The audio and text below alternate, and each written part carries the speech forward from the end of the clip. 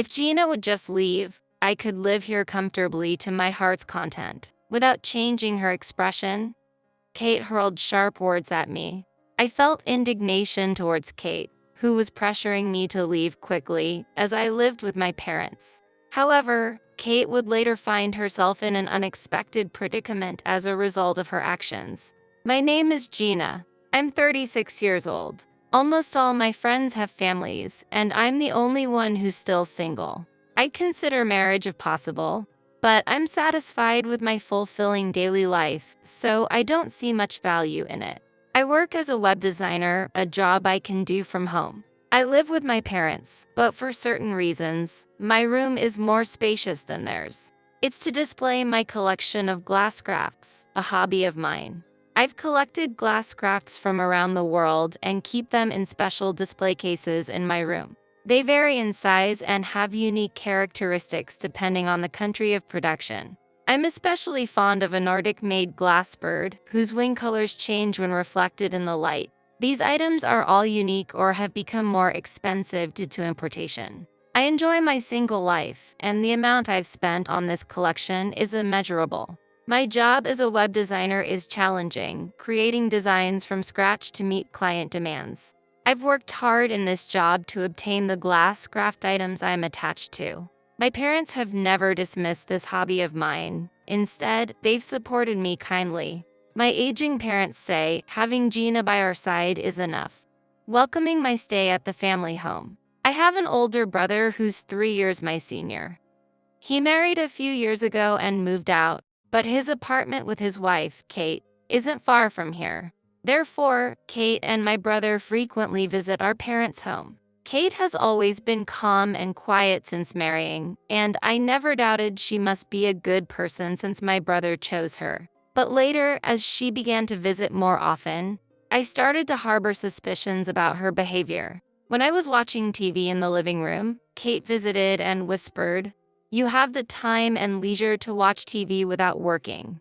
At first, I doubted my ears, but the next time I met her, I realized it was not a misunderstanding. When Kate came to the house and wanted to use the bathroom, I noticed there was no toilet paper and informed her, to which she replied, "You should at least manage basic things like that properly."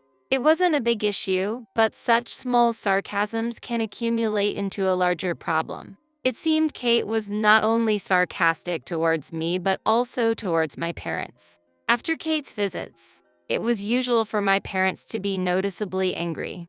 Yet, Kate herself didn't seem to have the slightest inkling that my parents disliked her, and she continued to visit our house regularly and relax. My parents, tired of her frequent visits, seemed to have told my brother to reduce the frequency of her visits. It happened the day after. On a day when both my parents happened to be out, I was working from home in the living room. When the doorbell rang unexpectedly, I checked the front door camera, hoping for a delivery, but to my surprise, it was Kate standing there alone. "Kate, what's wrong?"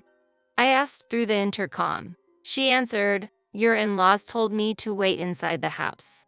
I found this puzzling since my parents hadn't mentioned anything of the sort to me, though the thought that it might be true briefly crossed my mind. With a sense of unease, I decided to open the front door. Kate walked in, grumbling, "You should open the door quicker.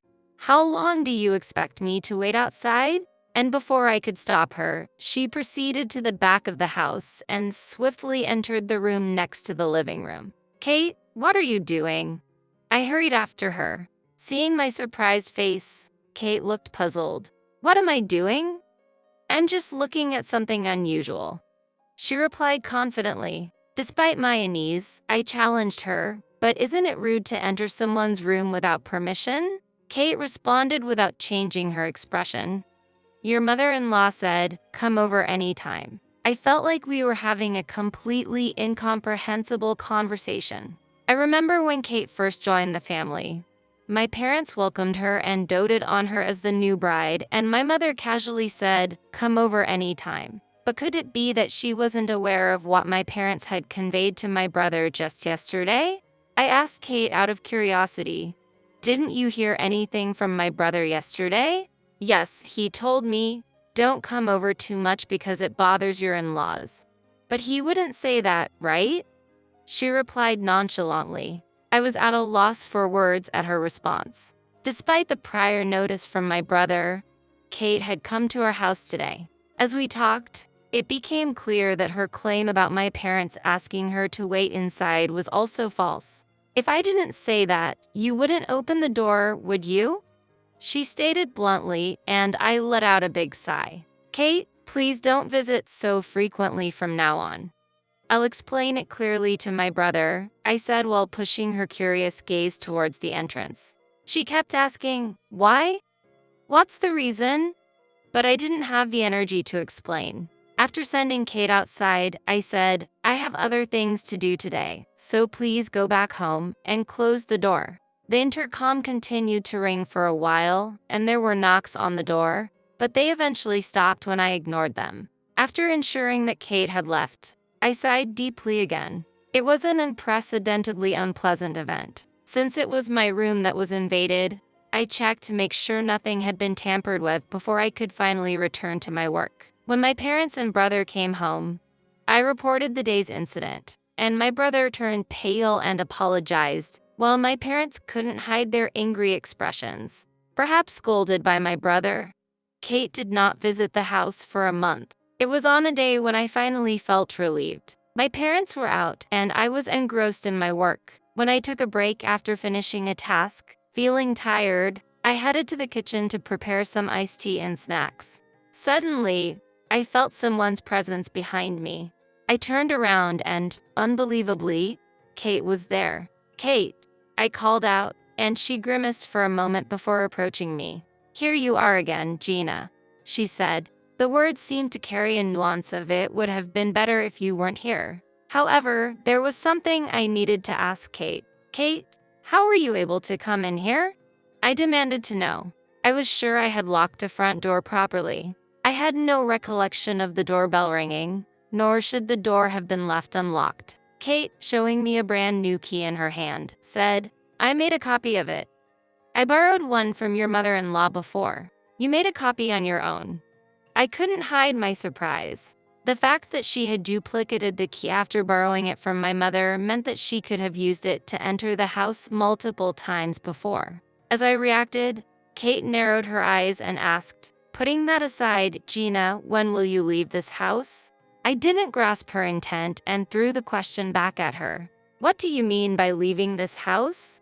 Unemployed people like you who have been relying on their parents' house for so long shouldn't stay here forever. Kate stated firmly. Unemployed? I asked again. I couldn't make sense of Kate's words and struggled to understand. Tilting her head as if puzzled, Kate continued to explain. I want to live here. So, it's necessary for Gina, who keeps lingering at her parents' house, to leave. Do you mean to live here with the consent of my parents? I counted. I had never heard such a thing from my parents. Thinking about it, it was clear that my parents would not agree to live with her. My expression must have turned stern. I don't need permission. I've decided this. If Gina leaves, I can be happy in this house. Kate declared her will. How selfish could she be? I was astonished that she was so convinced she was not wrong, but her intent to drive me out and live in the house was clear. Without the energy to protest, I muttered quietly, I understand your thoughts, Kate. Then, I will leave this house. Gina, I'm grateful, Kate said. Kate's face suddenly lit up and she clapped her hands with joy. At her reaction, like a child who got a new toy, all I could do was sigh. Then, since there are some procedures to take care of, can you leave for today? I asked. Yes, I'll do that. Your help, Gina, Kate responded, starting to walk towards the exit with a completely different demeanor than when she arrived. Her retreating figure clearly radiated joy. After watching her leave, I immediately decided to call my family to inform them of the situation. 2 months had passed since then. 2 days after I completed all the procedures and told Kate, it's all done, please go ahead. My cell phone rang with a call from her. Pressing the call button to answer, Hey, Gina, what is the meaning of this? Kate exclaimed in a high voice. While grimacing at her irritating voice, I replied, What's the matter, Kate? This is no joke. Your in-law's house is on the market. What's going on? She exclaimed loudly. The sound was so loud that it almost cracked a phone. Indeed, what she was saying was true.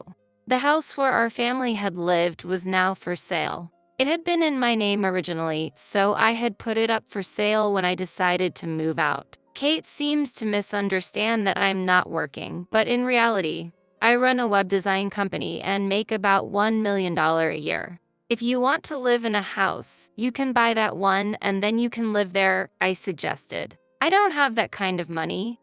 Kate continued. Yesterday, your brother brought up divorce. Gina, did you do something? She accused. I'm as surprised by my brother's decision as you are, but it seems he was quite tired of you. I replied. At that moment, I heard the sound of something falling on the other end of the phone. My decision to sell the house coincided with my brother's proposition of divorce to Kate. Our parents had also been perplexed by her behavior for some time and seemed fed up with her uncooperative attitude. And they fully support the divorce decision. This divorce is unacceptable. I just want to continue living in the house. Kate insisted. From now on, please talk to my brother and his representative. I'm no longer involved with that house, I informed her calmly. Kate continued to raise her voice. I ended the conversation and hung up the phone immediately. Right before I cut the call, she was shouting something, but I pretended not to hear. Later, my brother's divorce from Kate was finalized successfully. She had been a housewife, living a life of luxury. But now, after this incident, her life has changed dramatically. She had to start earning her own living. It seemed to be a classic case of reaping what one sows. She is apparently starting a new life in a modest apartment nearby. As for our family, we decided to purchase a room in a high-rise condominium, a larger space than our previous home. My father and mother are now free from the fear of Kate's unexpected visits and are spending their days happily. I am also working hard, enjoying my hobby of collecting glass crafts.